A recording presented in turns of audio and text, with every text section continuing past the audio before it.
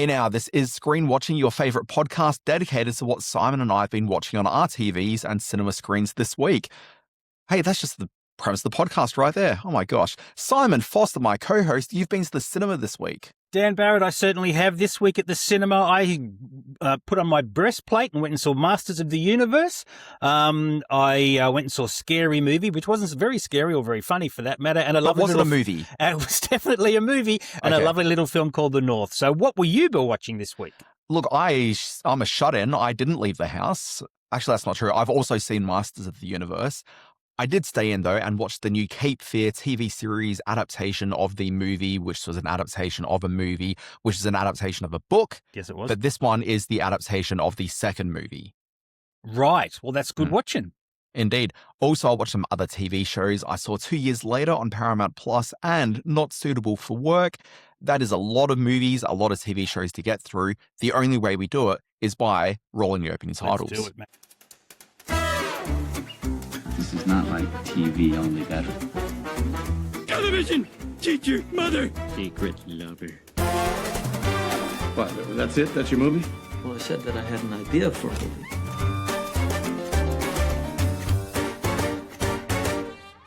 All right, Simon Foster, this has been one heck of a week for the screen, and if the only thing both of us had seen was Masters of the Universe, that might be enough. Well, yes, it might have been enough. At 140 minutes, it was definitely enough. You saw it a little while ago. I caught up with it in a very empty cinema yesterday morning. I'm keen to hear your thoughts on it. Why don't we play a quick clip and let's have a look at it. Skeletor took my family.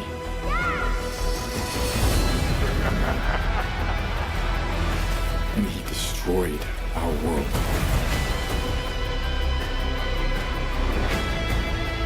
It's all my fault. I know how it feels to fail. Take the sword. And when you fall, that's your chance to stand tall.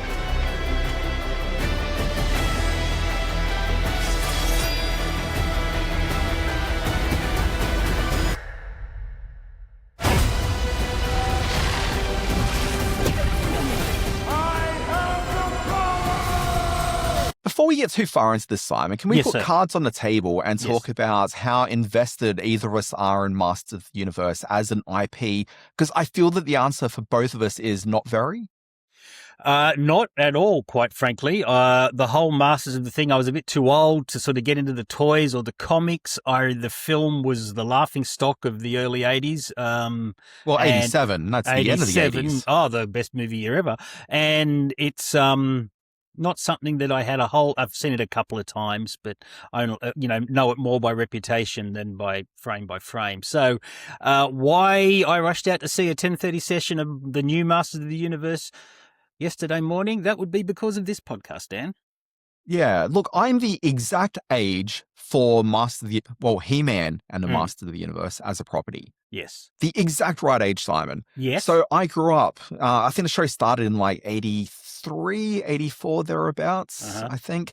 I was born in 1980, so by the time I'm watching sort of action-adventure cartoons as a 4 or 5-year-old, He-Man is firmly on our screens. Yeah. And I certainly watched it, but it was never really one of my favorites. And truth be told, I think that She-Ra, the spin-off series, which came a few years later, I think I probably watched a lot more She-Ra than I did He-Man. She-Ra? Do you say She-Ra or She-Ra? Is that a Queensland thing? Well, no, it's not a Queensland thing. It's because I was born and raised in South Australia, so I've got my wanky Alexander Downer accent that I bring to the podcast every week. So it has its remnants in that. Okay. All right. Well, yes, and we don't want to give too much away, but there is a nod to She-Ra in a post-credit sequence. Here, take that to the cinemas with your kids. But let's get back to the movie. I will say, Simon, speaking of movies, the 1987 live-action film was a big deal in my household. Really? That got watched many times. As a VHS item. Yeah. I feel that we saw it in the drive-in as well, maybe, as a family. Yeah. I vividly remember its cinema release, 87. I was 2 years out of high school. I remember that, like I say, it just it flopped into cinemas with the stench of a very expensive dud about it. It has been reassessed somewhat ironically over the years. Imagine that. A movie starring Courtney Cox did not do well at the cinema. Hard to believe, isn't it? I imagine that at some point in the future, this new version will also be maybe treated with some ironic pleasures by audiences trying to figure out what 2026 was really like all those years ago. As someone who's right here, right now watching it, I'm going to warn future people, don't bother. Well, here's the thing. I feel there are two very distinct critical responses. Maybe three. Okay, so the two key ones are, one, this is awful, don't bother. Okay. There is another group of critics who are like, this is absolutely fantastic. It is a great fun time at the cinema. And then there is probably this third group, which I sit in this bucket of critics, which is, and this was, I think, the headline of my review that I put as my newsletter during the week, which was, this is the most awful movie of 2026, but also maybe the most fun movie of 2026. Do you think that'll be the poster quote that Sony goes with when they dip into your? I'm not sure. They did reach out to you. Sony did reach out, and they gave me like 5 or 6 quotes saying, "Hey, look, would you mind if we use some of this in our marketing?" And I'm like, go for it. Like, it's fine. There was nothing I don't honestly believe about this movie, because I honestly believe this is an awful, terrible movie, but also maybe one of the most fun movies I'll ever see in my life. All right. Okay. Should we delve too deeply into the plot? Because it's essentially, the opening is essentially Wonder Woman. They riff on the opening to perhaps the greatest superhero movie ever made. Then it becomes kind of a Thor Ragnarok by way of Flash Gordon sort of rehash, without the all-in campiness of Flash Gordon or the Taika Waititi-ness of Thor Ragnarok. And what you have is this action-adventure film with smatterings of comedy that uses as its sort of emotional through line some daddy issues, which are never really explored terribly deeply. And a lot of deliberately, I want to say, cheesy special effects that are meant to harken back to the origins in the original movie. Not to mention a gratuitous, but not without its charms, Dolph Lundgren cameo. So this is a film that it never got out of second gear for me. It felt very half-hearted in the way it wanted to tell this story. And although Nicholas Galantzine, I think it's pronounced, Galantzine has the torso. He's a good-looking guy, great pecs, great muscles, nice abs. I don't think he had the comic timing to bring off some of the funnier moments. Interestingly enough, the best performance in the film was Jared Leto as Skeletor, and you never see Jared Leto. It's all done under, motion capture CGI mask. But he was kind of a fun villain. In every other respect, I just had my head on my hand trying to stay awake through a lot of this. So this is a really weird movie. I'm just putting it out there. Like, tonally, it's weird. The only people I can really assume that this movie is very explicitly for, like very explicitly, is people my age who were also very online in the late 90s, early 2000s. Why? Like, it just sort of seems like this is almost a love letter to meme culture, but that meme culture very specifically being very reverential and celebratory of 1980s kids culture. Right. Like, there's just all these references through it, which... So that puts it in Scooby-Doo type territory. Well, I don't know. I don't actually remember that much about the live-action Scooby-Doo. But what I found with this film is that, first of all, it's very much... Like, I talk about that being the audience, but also the other perfect audience for it are just 12-year-old boys. Okay, who have some familiarity with He-Man, which I think is maybe a bit of a struggle, because I don't think He-Man's really been relevant to younger audiences for some time. Oh, absolutely. So this movie, which is fairly jokey and self-referential and celebrating all the various elements of He-Man, which is the action figures, it's the cartoons, it's the comic books, it's the memes, very specifically the memes. like it just kind of feels like, I don't know, younger kids could necessarily connect to it, but the sense of humor in there is very much geared towards aware 12-year-old boys. Like the 12-year-old boys, there's jokes about fisting and other elements like that, which I just think that you are giggling like a crazy person if you're 12-year-olds watching this. If you're 12-year-olds watching, but also shouldn't that be the audience, Simon? No, well, are the 12-year-olds going to react to all the jokes about office human resource sort of back and forth? I mean, that's definitely for people who had their first jobs when in the 80s and went through that whole corporate culture. And what is that doing in a Masters of the Universe film? I mean, so look, this is one of the areas where I think it sort of strikes out a little bit. We've kind of gone all over the place, but at the same time, this is the movie. Yeah, this is the movie, exactly.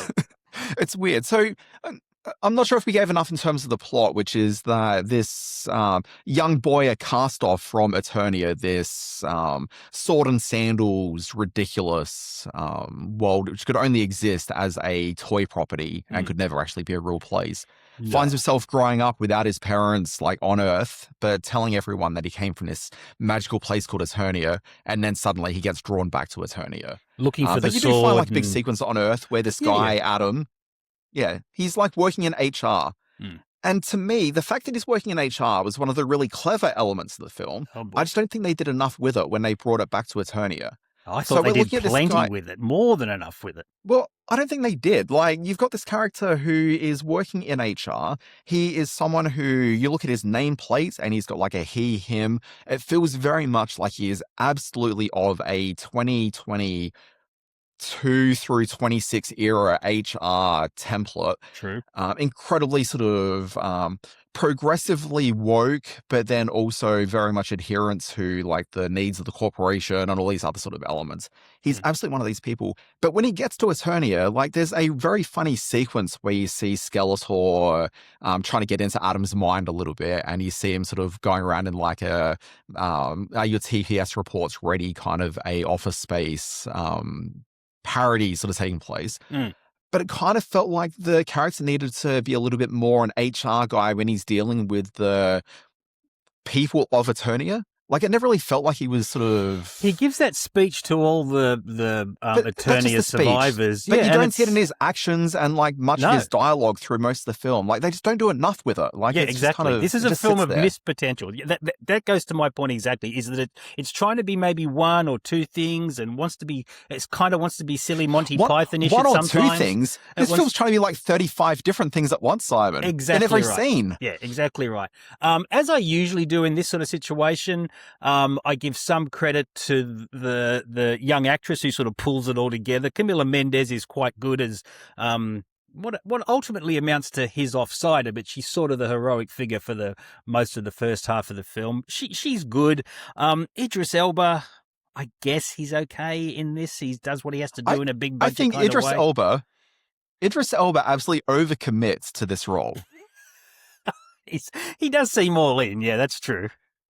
Yeah, like he's absolutely all in there. Yeah. I like the way that you frame it, as I often do. I look to the young supporting sort of actress sort of saying absolutely. It. Ultimately, what Simon's saying is, here we go. So the person I was horny for in this movie is the person I'm going to talk up right now. Well, yes, there was that. There was Alison Brie, who just chewed the scenery. She really gave her sort of B movie all in the similar support, but in a villainy way to Jared Leto's Skeletor. And I know your thoughts on Marina Baccarin, or however you say that surname, as the sorceress. She certainly added some glamour to the part, but you've also got He-Man, Hunky He-Man out the front there. So, the problem with Hunky He-Man, and I talked about this on the podcast last week, I think, maybe the week before, is that Nicholas Gazantine? Why are you saying it like that? I think he's a charisma black hole. Oh, absolutely. There's just nothing going on with this guy at all. Yeah. And it really makes the film suffer. So, look, I'd say that when I was watching this movie, I kind of felt the same way you did, up until the moment where the Adam character is being sort of rescued from his human existence, when suddenly people from Eternia start rocking up. And when they started playing the Four Non-Blondes song over the top of it, I was like, wait a sec, they're playing this? Like, this is a reference to a very specific meme from that late 90s, early 2000s period, which I don't know if you knew the meme at all going into that, Simon. Probably at one point. When that happened, I was like, wait, they really are playing around with the metatextual nature of this quite a bit more than I really expected. And at that point in, I think the film just starts getting sillier and more, like, less respectful, I guess, of the source material going through. And at that point, I was kind of a lot more into it and found like the absolute fun in there. Okay. Yeah. Look, I'm not going to deny, and look, I got to say, even at the sparsely populated session that I saw yesterday as we record this, there was definitely smatterings of applause at key moments. How did because now you went to the big screening preview that they put on free popcorn and the likes for it, which I guess would have been geared more towards the fan culture. And was it in a full cinema? Did the jokes land? Was it a big crowd experience? I think when you get to go to like these preview screenings, and look, sometimes a preview screening will be a very big, elaborate affair where they'll have like, vehicles from the movie out the front, like proper activations. And if it's a really big release, there might be like 12 different activations you get past on the way in. If it's something where they're like, this is probably going to be reasonably successful, you might find a small activation and Superman's dog out the front, or just, And so you how might was see this that, one? and then you'll find others. Well, you'll find others which just like a couple of posters up, and this one was probably somewhere between Superman's dog and a couple of posters. Well said. But then the other thing to look at is how many people are actually turning up for it, because you'll find that some films, like it'll be a packed session, and there might be 2 or 3 cinemas worth of people in there. And again, it depends on how much the distributor wants to spend on the release of it. This one, I think there was just the one screening taking place. Admittedly, I was very late to get there. I almost missed the session because I was sitting in traffic and it was just a horrendous day for me that day. But I managed to get in there literally like 30 seconds before the movie started. And it felt like everyone had been seated and it was just the one cinema of people. And that was maybe a bit more than 2/3 full. Thereabouts. So it wasn't a full house by any means. There was definitely enthusiasm for it, and there was a group in the middle who were like He-Man content creators. Okay. All right. And they were like in the early 20s as well, which surprised me a little bit. But I did hear one of them at the end of the movie say, there was a girl that was like properly dressed up, and she seems to be one of the content creators. So I'm not putting her in like a second place sort of within that dismissively. But as I was leaving, I did hear one of them say, let's go outside and record some content. Okay. I'm glad I'm sorry I didn't see those people. I did make the point in my review on my Screen Space newsletter this week that this is the first film from the Mattel Corporation since that lovely pink lady Barbie took over our screens a few years ago as a follow-up in the Mattelverse or the Mattelverse or whatever you want to call it. This is a major letdown. This is nowhere near as smart or as funny or as universally appealing as the Barbie film was. And I think that it's a backward step in terms of creating a broader Mattel toy universe. So that's just an observation. I feel that you got a different caliber of filmmakers involved. And also maybe a different sort of... well, that's Mattel's choice. A different range of possibilities. Yeah. And it's Amazon's choice too, I guess, because this is an Amazon MGM title, not a Warner's. Yeah, playing a sort of different sort of ballparks on it all. Look, I mean, I don't think drawing any sort of comparisons Barbie is necessarily sort of like fair sort of one way or another towards the production. I just think that sort of we do that with Marvel stuff.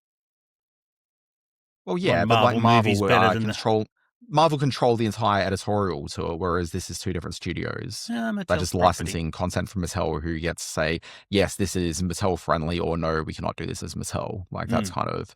But as in terms of controlling how the IP is represented on screen, this is far less ambitious or far less interesting than what they encouraged or allowed or persuaded to be done. I can't speak to that because I refuse to see Barbie on moral grounds. So I always loved how your moral ground was defined by the Barbie movie. But yes, we've been through that on numerous occasions in one of our more impressive flare-ups. Sorry, I've just got morals, Simon. It's the same reason why I won't go and see a Michael Jackson movie. I mean, Sure. different moral objectives, but, still a moral objective. And just on that, I got through all 3 episodes of Michael Jackson, The Verdict on Netflix this week. And I think it's fair to say that, how can I say this without having the lawyers come down on us? Well, just watch the show and you'll see exactly why that movie's explosive sort of box office is particularly... A couple of very quick things I just wanted to finish on Master of the Universe with. Yes. The director of it, Travis Knight. Mm-hmm. Do you know who Travis Knight is outside of his film work? Not outside of his film work, no idea. So he's the son of Phil Knight, who was the co-owner of Nike. Ah, interesting. So he's the guy that Ben Affleck played in that movie Air. I did not know that. Good Anyway, little bit of trivia. That's fun Yeah. trivia. Good God. It is fun trivia. Did you know that before the movie? Did you know of Travis Knight, or came up No. in your study? Oh, okay. I think I may have read it literally while I was sitting in traffic waiting to go in and see the movie or something. I can't remember. I knew it before I was in a cinema, but I think we've not for any spoken reason. at length about Masters of the Universe. Let's get on to Well, another. Oh, you're going to say something I else? just want to leave my overall thesis of the thing, which is that I honestly believe this is the best version of a Masters of the Universe movie you could create. No way. No, not a chance. Well, I don't know how you make a better version than this, because Masters of the Universe inherently is a silly, dumb premise, which is just a rip-off of every Conan, Sword and Sandals type of thing. To me, this is the best possible version you could get of a Masters of the Universe film. Okay. Let's move and on. Proves me otherwise. I'm trying to get Simon. off It's 2 Masters. for 2. I'm trying to get off Masters because we've said just enough about a film that is not going to maintain the extraordinary box office flow that's happening at the moment with people going back to cinemas. I didn't realize the only thing that really justified us talking about something was box office. That's not what I said. Simon. That's not what I said at all. I care about the art. Of course you do. Over on the Apple TV is a remake of a book of a remake called Cape Fear with one Javier Bardem. Let's have a look at a clip. Max Cady was released from prison. What does that have to do with us? He's been locked up for 17 years for a murder he didn't do. You were his lawyer, right?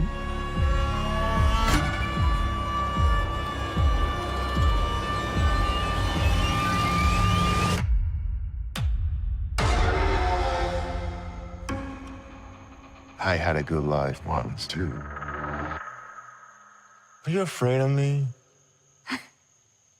Why would I be afraid of you? Is there any way Max could know about what we did?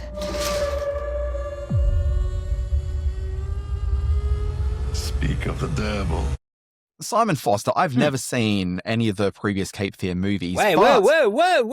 but- Martin Scorsese's Cape Fear. You never watched that? There's a number of Martin Scorsese films I haven't seen. Good Lord. It's okay. There's a number of podcasts I've recorded that he hasn't listened to either, so it's Got fine. that right. Yeah. So look, I haven't seen Cape Fear, the 1991 version. I haven't seen the original Cape Fear movie. I haven't read the book, but I have watched the Simpsons episode that parodies Cape Fear with an E on the end. Mm-hmm. And so I feel that I'm very qualified to talk about this as a piece of intellectual property. Yes, you are. The TV show, it's got fewer stepping on rakes than I really expected based on my exposure to the property. But look, here's what I think people need to understand about Cape Fear, which is that if I come to you and say, hey, look, Apple TV have an adaptation of Cape Fear. The source material is very explicitly the 1991 remake. Yes, it is. It stars Amy Adams. It stars Patrick Wilson. And as the bad guy, as seen by Robert De Niro in the 1991 film, I've got, why did I just forget Javier Bardem's name? Yes, Javier Bardem playing the bad guy. Tight production quality, that cast. What do you think the TV show is going to be like? And then you think about that question for a moment. You go, I think I know exactly what this TV show is. And that is exactly the TV show you get. There is no surprise at all to any of this as a production. Okay. It is absolutely a TV version of that movie. And that's what you get. And so if that's what you want, that's cool. You're going to be satisfied enough by it. But I don't know that's a nourishing satisfaction. And that's probably the problem you get when you start delving around in terms of serialized adaptations of things like this, which is that it's the thing that you liked, but a lot more of it. And it's not a bad version. It just is what it is. Now, I'm going to say something that I don't say enough on this podcast. Dan, you're wrong. This is, while it is very much stylistically inspired by the 1991 film, in fact, Martin Scorsese and one Steven Spielberg are executive producers on this TV series.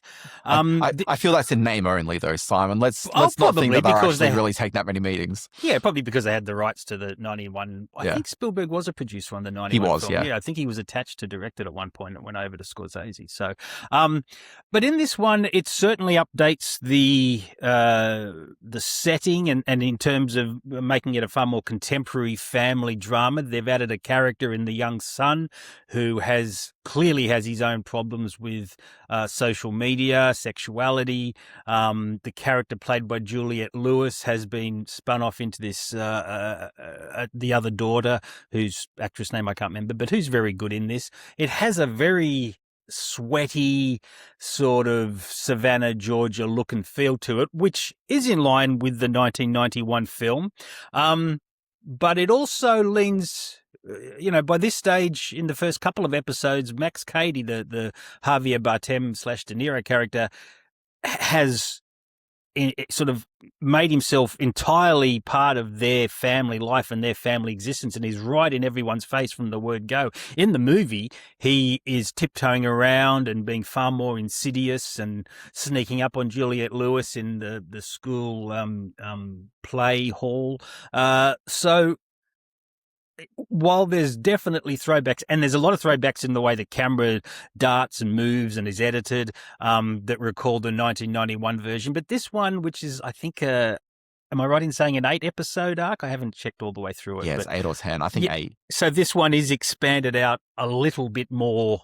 Well, no, considerably more than the 1991 film was. And obviously far more than the original novel, The Executioners, or the Robert Mitchum version was as well. So I've watched a couple of episodes of this, and I like the way it's going. Yeah, but look, what I'd probably say, though, is that all of that may be true, that, it's not exactly the same as the 1991 movie. I mean, it's inspired by it. It's not a direct, shot-for-shot remake. And as we said, this is a 8-episode thing of episodes that are 55 minutes. It can't be exactly the same.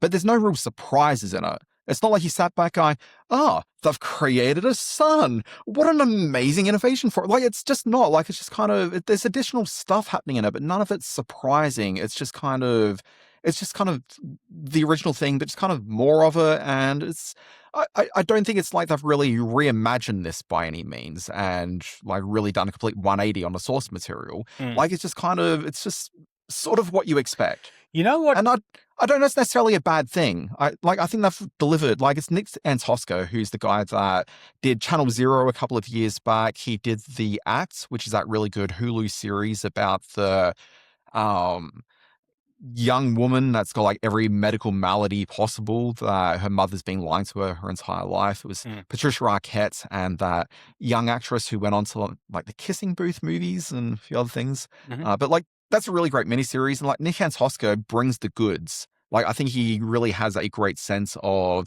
how to bring a thriller to the screen. Sure. All that's here. It's kind of present, and it's just, I don't think it's surprising, and it just kind of is what you expect. It was interesting through the week, and this is a long way to go around this, but I want to get to it. Quentin Tarantino came out this week and said that most of the stuff coming out of Hollywood is unwatchable dross. And I like that you say, during the week, it was, possibly days ago. It was this morning.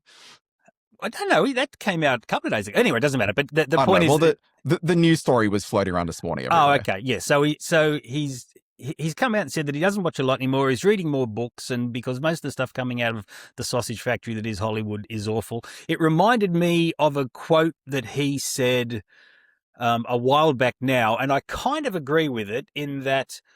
Oh, wait, are you about to start shitting on Paul Dano as well? Is that where this is going? No, not at all. No, this isn't a Paul Dano thing. I love the Dano. I love him when he's with Jono as well. the quote I'm referring to is when he said, "I don't want to see another Dune movie. I've seen." And I don't know if it was Dune that he was talking about, but he goes, "I've seen it made already," or "I don't want to watch another Robin Hood movie. I've seen a version of Robin Hood. I know the story is. The only reason I'd want to watch it is because maybe the director can do some interesting, versions, can point the camera or edit it in an interesting way. But I don't need to see that story again." And the question has to be asked of all these things that are being rebooted and rehashed, and this also extends to Masters of the Universe as well. Why does anyone need to watch these? Why are these being made? And the simplest answer I absolutely know is because there's profit to be made from them, and that's totally understand. That's the business side of show business. But why is Cape Fear being remade now and in this point in time? And I think it kind of earns its spot as a remake because of these added elements, but there definitely is an argument to be made that this could be money better spent elsewhere. I think it only earns its spot in as much as any remake like this can earn its spot. Like what Tarantino's saying there, I don't disagree with at all. And this is one of my big bugbears. I don't like that sort of thing you hear people say going, "Oh, why do they only make remakes anymore? Haven't they got original ideas?" And it's like, well, no, all these things that you're complaining about were remakes of remakes anyway. Sure. Like it's not like Wizard of Oz, the Judy Garland version was the first screen adaptation of Wizard of Oz either. Like from the very beginning of mainstream Hollywood cinema, like they've just been remaking the same stuff like every 10, 15 years. Like it's just been a constant. So it's not like this is anything new. But that said, while you're drawing upon that Tarantino quote, the other conversation happening within cinema this week is that we've seen the really astounding box office of Backrooms. We saw Obsession like the week before then. And there's this conversation which I think is maybe a little bit overblown, but that's talking about the fact that, younger viewers are willing to go to the movies to see I'm going to call it IP, but like properties that are very deliberately speaking to them and are of like their generation. So it's silly making a Masters of the Universe movie in 2026 where you're appealing to the kids that watched the cartoons in like 1985. Yep. Like, that's ridiculous because the audience that go to cinema and really prop up, like, a lot of the box office are between, like, 16 through 32. Like, that's been box office, like, cinema attendance for, like, the last, like, 40 years. Like, that's just generally been it. Like, that's who drives these big tentpoles. So now you've got, like, these younger viewers who are like, well, I kind of want to see Backrooms. Like, I've been watching this on YouTube, or there's Five Nights at Freddy's. Is that the name of the game? But like there was the adaptation of that, which did huge numbers at the box office because it was IP that actually spoke very specifically to the current generation of young people coming through. Young people aren't going to be interested in yet another retread of a Robin Hood take. I mean, I'm in my, younger middle age, but like I'm not that excited about seeing a Robin Hood film at this point either. Like, I kind of do want to see like different takes on things. Like what I find interesting about the whole overmilked. What I find interesting about the whole Backrooms phenomenon and Obsession phenomenon is that it hasn't been. There's been no argument, or there's been no sort of delineation between how they're watching it. The kids are happy to get up and go to the cinema to see something that they can claim to be their own, or the DNA of which comes from their generation. There's been some argument, even on this podcast, and that's no shot at you, but there has been some argument that the bricks and mortar aspect of cinema going is definitely on the way out, whether it's because of real estate pricing or rentals or whatever. But when the right movie comes along and connects with that younger audience, they are still happy to get up out of their gaming chairs, turn off Twitch, and get out to the cinema to see to see the movie that they feel they have some sort of right to ownership of. Turn off Twitch. No one turns off Twitch, Simon. Twitch is always around us. I can't believe I even said those words. Yeah, no, I was a bit surprised you chose Twitch of all platforms.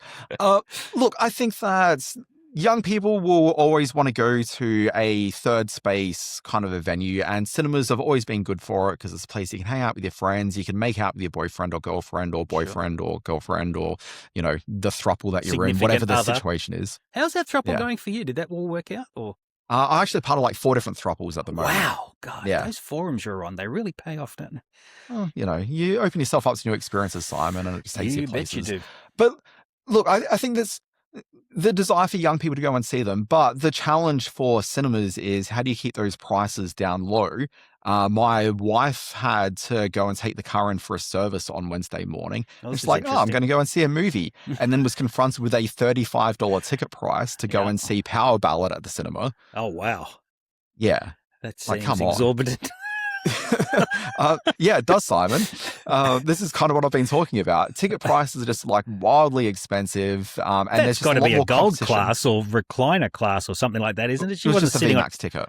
Yeah, okay. So it was, To go and see a movie at 10:30 on a Wednesday morning. Wow. Where there might have been, I didn't ask her what the attendance was like, but I can't imagine that she had more than 2 other people in the cinema she'd have with been her. stepping over Paul Rudd fans to get a seat at that movie. Anyway. But, the reality is ticket prices are too high. There is a lot more competition for time. Sure. Yeah. And also with fewer teenagers having sex these days is my understanding from reading the New York Times. They've given up smoking. They're not having sex anymore. It's so boring being a teenager. Can't afford avocados. But like with less sort of romantic entanglements. Yes.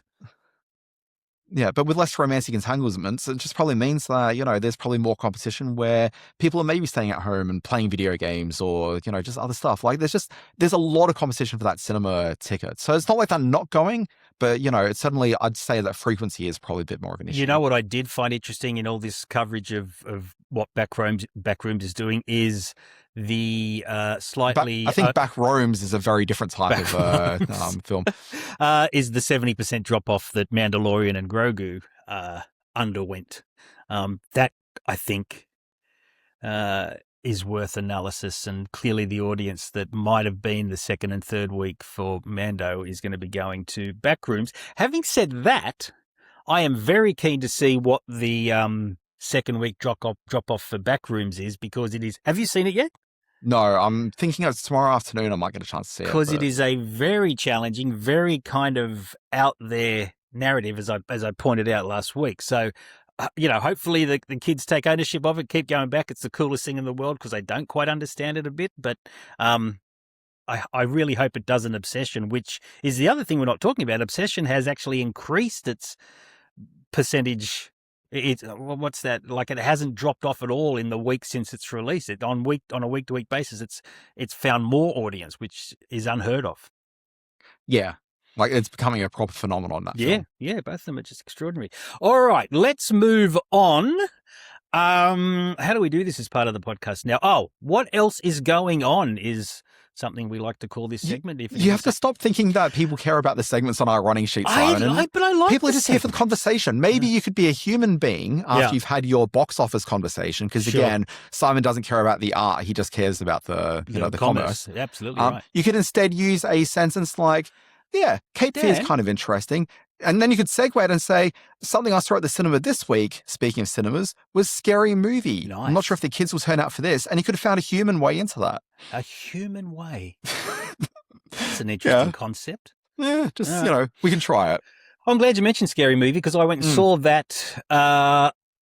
The bus timetable was way out from Chatswood back to my home here at Lane Cove. So I thought, it's going to be another hour before bus gets here. And there is a session of Scary Movie, which has started right now. And considering I'm a member of Cinema Pioneers and only paid $2 a ticket, that's right, folks, I only paid $2 to go and see a movie, which was probably $1.75 more than I should have paid for a movie like Scary Movie. It's really Scary Movie 6 is how it falls into the Scary Movie universe. Mr. Foster, can I ask a question? Yes, Daniel. So this is in the same way that Scream, like 35 or whatever it was, decided to drop the 35 and just call itself Scream again. Sure. Okay. And I remember seeing that movie and thought, I don't understand why this isn't just called Scream 35, because it may as well be. Does this film justify like dropping the numbers? Because my understanding is it's just Anna Faris back doing more Scary Movie stuff. Look, yes, it very much is. And that's kind of where no, it doesn't justify dropping the 6, because it is very much an extension. And maybe that's part of the joke. Maybe that's a joke that I missed, that they've dropped the number like Scream dropped the number. Or has Scream hasn't dropped the number? Maybe it should drop the number. Anyway, Yeah. I'm distracting myself here. So really, they just take very lame and or very offensive shots at horror movies from the last few years. I said in a text to you that this is a franchise that I have some affection for. I remember laughing a little bit at the first one, not liking the second one at all, but number 3 being one of the funniest trips to the cinema I've ever had. Now, it was the last of the Zucker, or was the one that the Zucker came in and did, and it's now sort of reverted back to the Wayans brothers form of comedy. I think it's fair to say that the Wayans are no Zuckers, whereas number 3 was out and out hilarious. Number 6 is a lot of bong jokes, a lot of punching down humor, pronouns and transgender people and gay people are all just sort of raked over the coals in this in the hope that some kind of joke will stick with their audience. The jokes have been rehashed from across the series as some sort of homage to themselves, and that makes them not funny this time around. And just by sort of reenacting a scene from Weapons or reenacting a scene from Sinners or just sort of acknowledging the movie but not having any real joke attached to it, just makes for a really tough slog for the audience who aren't as invested in these characters as maybe some might be. So, I don't know where this is going to play in the summer box office charts, but I think it definitely deserves to be seen on the small screen with your mates, pulling a bong and with the munchies. Okay. You heard it here first. Yeah, I'm all for that. Yeah. Let's move to the small screen a little bit, Simon. I want to talk about a new TV show called 2 Years Later. It's streaming now on Paramount Plus. I want to play a bit of a clip from this one, if you don't mind. Workers are back in the office for the first time in 2 years. Australians are getting back to work. Lockdown is over, but it has come at a huge cost. Hello, stranger. Well. She returns. I promised myself if I ever saw you again, I'd ask you to marry me. I just always liked seeing you on the bus. Easily the highlight of my day. My grandparents, they went on 8 dates and they got married, and they've been married for 50 years. So what, go on 8 dates with you and then... We could start small. Go for coffee.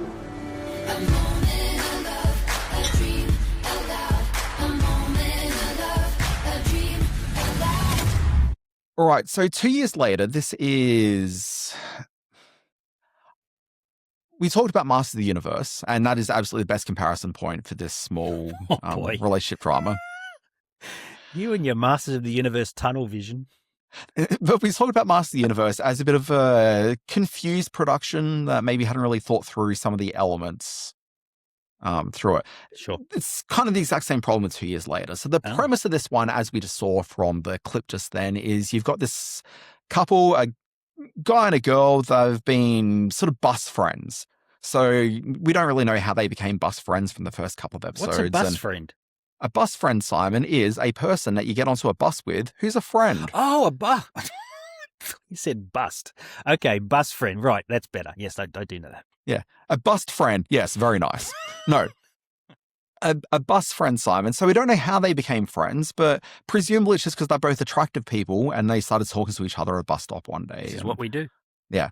So we see they're on the bus and, they're just having a, friendly sort of conversation in the opening scene. And then we see that it's actually now 2 years part of that conversation is, hey, there's this thing called COVID. Yeah, pretty crazy, right? And then title card comes up 2 years later, and then suddenly the lockdown's over, and so they're going back to work. And so they see each other on the bus, and are like, oh, I thought there was a chance we may never see each other again. Then they have this awkward bus ride, and then as they're getting off, the guy ends up saying to the girl, look, I made a promise to myself that if I ever saw you again, I would do this. Will you marry me? Wow, that is high concept romance. Look at that. Big ballsy move from that guy. Good on him. He makes that declaration and she doesn't quite know how to take it, which you realize, I think later that episode. Yeah, it's later in that episode you realize what's going on, which is quietly she already has a boyfriend. So, that's slightly awkward. COVID boyfriend? But she meets... They met over COVID? Oh, they must have. She did meet him during COVID. Wow. Yeah. So she's got this live-in boyfriend, which is a bit of an issue for her, but she doesn't mention that to Bus Guy. But the two of them meet up for coffee and agree to this thing where they'll go on, I think it was like 6 or 8 different dates, okay, to see whether or not they could have a relationship that'll work. And so that's the higher concept sort of rom-commy sort of a thing going on here. The problem with this is that there's a couple of problems. So first of all, the thing that is the affliction for any rom-com style thing is that you need to have a large amount of chemistry between your two leads. Now, this show doesn't have that, so that is a huge problem for it. In the leads, you got Brenton Thwaites and also... Australian actor. Well, this is an Australian series, Simon. Oh, he's good value. Oh, I didn't know that. Okay. No, Brenton Thwaites is good. Well, we're going to get into the Australianness of it in just a moment. But, so you got Brenton Thwaites, who's Cairns born. So we've got that. And then opposite him is the other Australian, Phoebe Tonkin. I love the Phoebe. Who we've seen in plenty of things. Yeah, we really have. Now, the two of them, I think, perfectly okay. I've seen them in other things. I thought they were fine. But they've just got no chemistry at all in this one. Like, they're both sort of blank canvases of people. Like, there's just no real charm or quality to either character. I think Phoebe Tonkin's got the more richly sort of shaped idea of who this character is, but she just doesn't really match who that character is. Like, she's supposed to be a online journalist who does like tech, like gadget reporting. Wow, which is weird because I thought all those jobs had more or less dried up. But yeah, it's weird. Like, it doesn't really quite fit Phoebe Tonkin as a presence. So these two people are like human versions of our hometown of Sydney. Just because you're pretty doesn't mean you're interesting. Okay, yes. But here's the other wrinkle I'm throwing out there, Simon. This show, Australian, not set in Sydney. Okay, it's a COVID lockdown drama. So, of course, it's in Melbourne. Oh, wait, no, they decided not to set it in Melbourne either. Instead, it's set in one of the capital cities in Australia that were least affected by COVID, which is Brisbane. I see your attraction to this now. These are Brisbane people, of which you have some shared experience. Look, what I would probably say is that this is set in Brisbane, and there are so few TV shows that are actually set in Brisbane around the CBD and its inner city suburbs. Yeah. Okay, so there's actually a huge amount of novelty to it. Take it that step further, it's actually really welcome to see something shot around Brisbane because Brisbane is actually fairly adaptable in terms of fitting into a number of different types of genres as a city. I think you can do crime dramas around Brisbane CBD really quite nicely. Yes, you can. I think that you can do a rom-com around Brisbane really quite nicely. It's a pretty city. There is actually a fairly good romance to Brisbane as a city, but taking that sort of other step, while you can do romance around Brisbane, it needs to be a very sort of earthy, human-centered romance because it isn't a glitzy city by any means. No. It's a earthy, sort of homely kind of a city. A lot of Queenslanders too, which isn't good. I mean, that's obviously not the ideal, but once you can work past that part of it, you know, the city itself, it's fine. But the problem with this is that it doesn't really play up that sort of romance of the city particularly well because you see all these sort of establishing drone shots and stuff, and it's all just like hovering over the bridges and the river of the city, but you never actually get down on the ground with the people. In amongst the pigeons. And so you don't see the pigeons, which is a big problem. And so for something which is a relationship drama, which is about two people that have been locked away from humanity, suddenly thrust back into humanity. First of all, there's no people around, so that's an issue.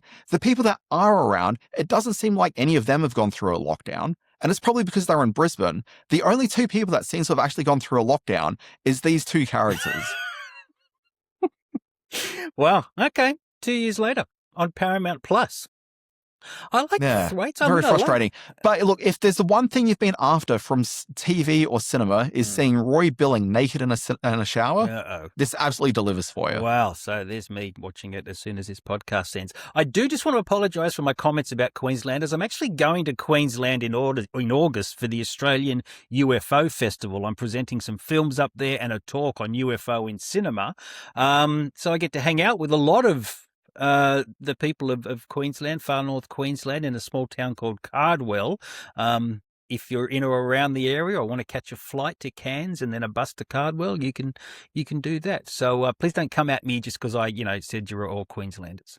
Also, I do point out there's quite a difference between where you're going and Southeast Queensland. Yeah, I'm sure there is. I saw a lovely film at the cinemas this past week called The North. This is from a director called Bart Shriver. He's made 2 feature films. Both of them are entirely concerned with the world of hiking.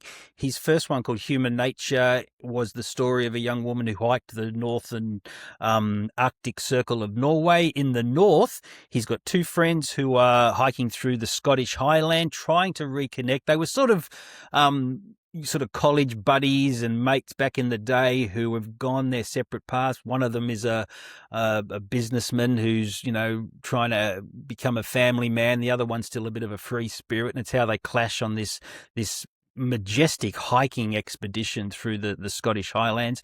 This is what's called slow cinema.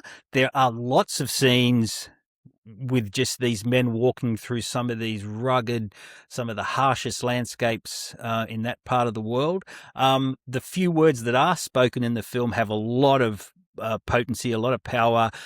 This speaks to manliness and expectations of manhood and breaking down of those pretenses on this big sort of open hiking holiday.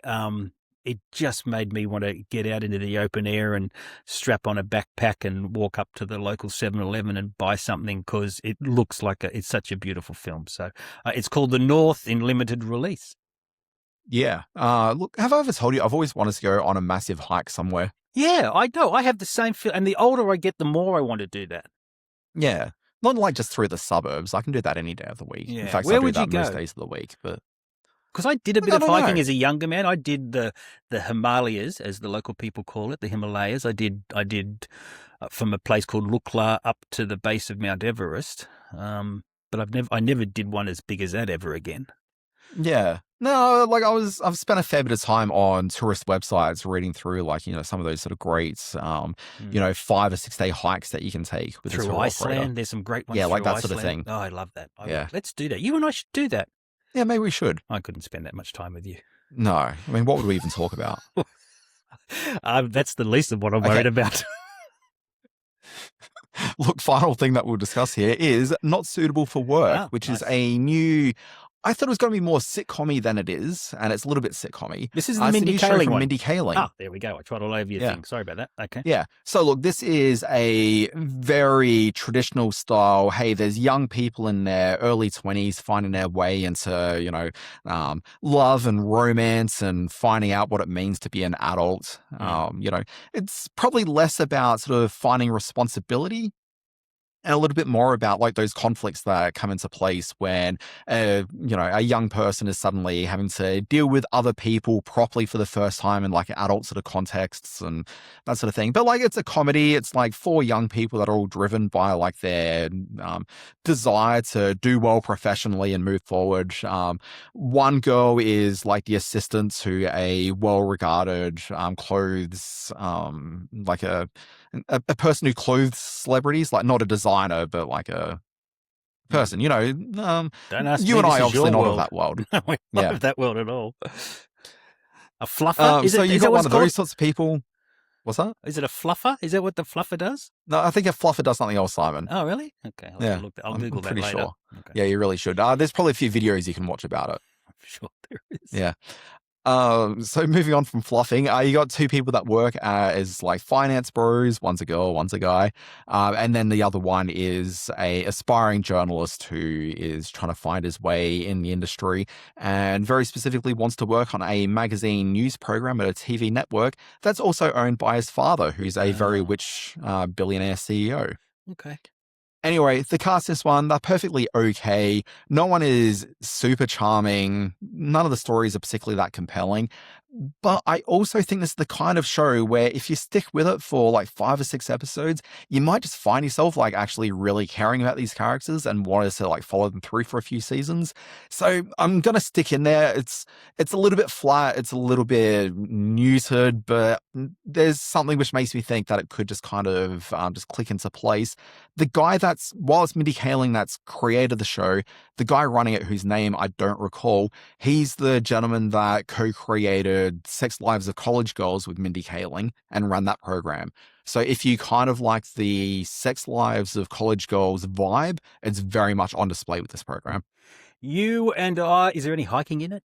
Not the episodes I've seen, and it's set in like Manhattan, so that's probably on the cards, but let's not rule it out. Urban hiking. You and I have a movie date in the next 24 hours. We will be going to a Saturday evening screening as part of the Sydney Film Festival, which is kicked off earlier this week and runs for 10 or 11 days in the heart of Sydney. We are seeing Gail Daughtry and the Celebrity Sex Pass. You mentioned this a little whiles back as being a film that could be a bit of a sleeper hit of the American summer. Let's hope so. I never said it'd be a sleeper hit of the American summer. I think you that's said exactly that. what you said. I think I said it was one of the films I was looking forward to. There you go. That might have been what you said. I'm about the art, not about the commerce. I should not ever say that you talked about something previously because I rarely listen. So, yes, we have a movie date tomorrow night. You'll be buying me. I love the way you said you'll buy me a choc top before and after the movie. You know me so well. And then I'm settling in for like 5 days of serious movie watching. And we have a big screening next week of Disclosure Day that you and I are also going to. So, you know what? I can't make it to the Disclosure Day screening. What? I know. I'm very disappointed. They've got to you, have they? Yeah, that's right. They got to me. They came to you through the night. All right. This has been Screen Watching over on Facebook. We're at Screen Watching Podcast. Our YouTube is at Screen Watching. We also have a Spotify channel. We've got over all your favorite platform, your preferred podcast platform. So do check us out there. I'm Simon Foster. You can read my Screen Space newsletter. Please like, restack, and subscribe it over on the Substack platform. I'm Dan Barrett. I've realized, and people can see this if they're watching on the YouTube or the Spotify, my camera position's next to a corner, so I can actually lean up against the wall here, looking very casual. You don't look casual. You look very uncomfortable. It's all that hiking you do. Exactly. Oh, now you look like Harold Lloyd behind you. You could sort of mimic that. You could mimic your poster behind. Yeah. Okay, let's not do that. No. People can find me at Always Be Watching. That's my newsletter that comes out too many days a week, Monday through Friday. It's twice on a Friday, sometimes on a Saturday. Just depends on how that shakes out. I do discussions about what's happening in the world of TV and streaming and screen. And then on the last day of the week or Saturdays, I put out a TV guide to all the shows that have debuted on streaming that week. Are we done? Happy 100th birthday to Marilyn Monroe, too. She would have been 100 this week. She probably wouldn't have been. But it was her birthday, June 1. And I wrote quite a lovely piece about her in my newsletter this week. So if you want to check that out, go and have a look. But she's still got that magic. She really does. Yeah. And then as we leave, it's probably worth pointing out that the most viewed movie of the week has not been discussed in this podcast, and instead will actually be Jennifer Lopez appearing in Netflix's Office Romance. With your man, Brett Goldstein. I'm looking forward to that. I love a good J-Lo romance. Yeah. So anyway, maybe we'll review that on the next week if it's any good. Yeah, let's do that. We haven't done Apex yet either, the Netflix one, which is apparently... that was like about a month and a half ago. I know, but, people are watching it. I saw it. It was fine. Okay. Yeah. There were elements I liked about it, but it was just kind of a good afternoon. It's a Netflix movie. You know what it reminded me of? No. It reminded me a lot. Well, you say that. You clearly didn't read my newsletter this morning about how Netflix movie is no longer just a Netflix movie. No. But moving on from that, a film that was very successful on Netflix and had a bit of a cinema release was this movie called Fall, which is about these two girls that climbed a large telecommunications tower. Mm-hmm. One of them came off the tower, and then the other one climbed down on the tower. Spoiler alert. They had enough time. Yes. Enough people have seen that movie. The trailer for Fall 2 came out this morning. Still falling. Still falling. So what No, it's it's like go? it's fall 2. The girl that made it off the tower and is able to walk away from the She experience. got stuck up a tower again. She's hanging out with the dead girl's sister, and the two of them go and commemorate like their fallen, friend and sister by doing another big walk and big climb somewhere. So they go and do that. But what's interesting about the sequel, Simon, is it's directed by Brisbane's own Spearing Brothers.